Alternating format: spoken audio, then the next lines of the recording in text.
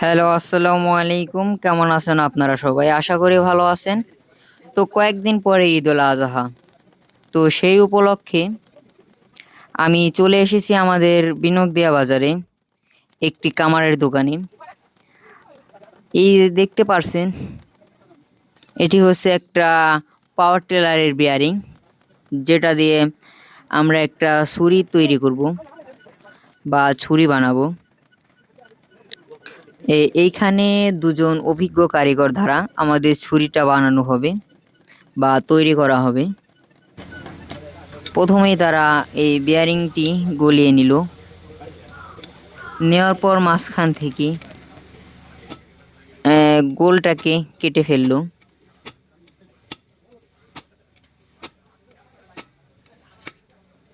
তো কয়েকদিন পরে ঈদুল আজহা, সেই জন্যই আমরা কোরবানির গরু বা সোলার জন্য একটা বিয়ারিং দিয়ে ছুরি তৈরি করতেছি। এই সেই ছুরি।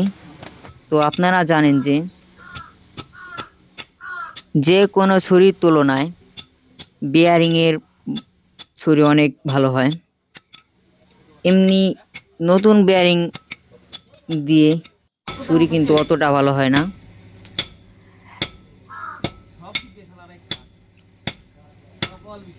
এই বিয়ারিংটি যে কোনো মেশিনের ভিতরে থাকার পর বিয়ারিংটি ঘুরতে ঘুরতে অনেক পরিমাণ শক্ত হয়ে যায়, যার কারণে এই বিয়ারিংয়ের ছুরিগুলো অনেক ধারালো ও ভালো হয়।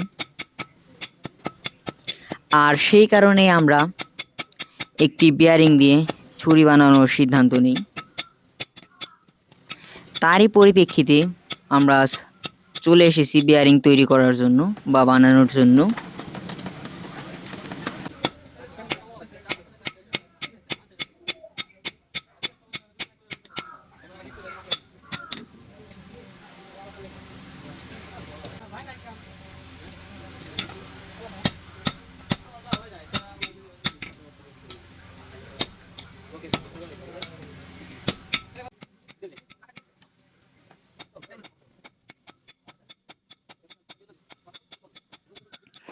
আস্তে আস্তে করে বিয়ারিংটি ছুরির শেপে চলে আসতেছে।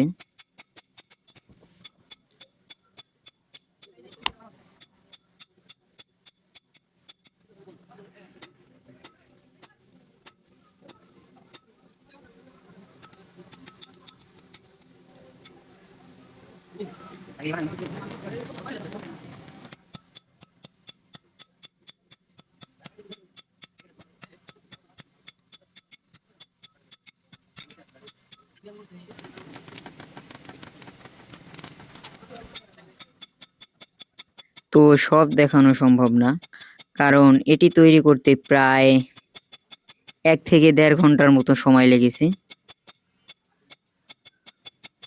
তাই সব দেখাতে পারলাম না। আর ছুরিটি তৈরি করার পর ঠিক এই রকম হয়েছে ছুরির ধরনটি। আমরা এই কামারকে বলেছিলাম ছুরিটাতে কোনো আছাড়ি লাগাবো না, এই লোহারই আছাড়ি থাকবে, যার কারণে এই ছুরিটিতে কোনো আছাড়ি লাগানো হয় নাই। তো ছুরিটিতে প্রচুর পরিমাণ ধার এখনই বোঝা যাচ্ছে। এরপরে যদি বালিকা চাবা যে কোনো ধার করার পাথরের উপর ধারণ হয়, প্রচুর পরিমাণ ধার হবে আশা করা যায়। তো আজকে এই পর্যন্তই, দেখা হবে পরবর্তী কোনো ভিডিওতে ইনশাল্লাহ।